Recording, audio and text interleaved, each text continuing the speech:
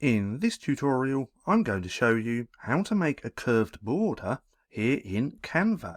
So I already have this image just here, and this is what we're going to make the curved border on.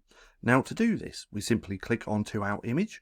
We're going to add a border first, so we come into here where it says border style.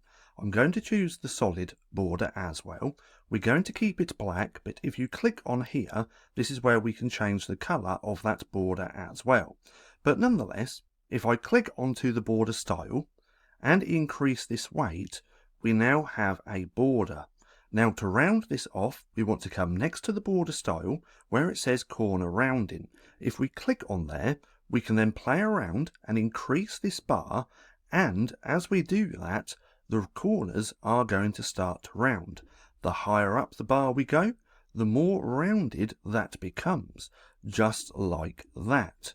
So as you can see, it's really simple to create a curved border here in Canva. Now, if you found this video helpful at all, then please consider giving me a like, as it really helps out the channel. And if you're not too sure what to watch next, click right here and watch this playlist.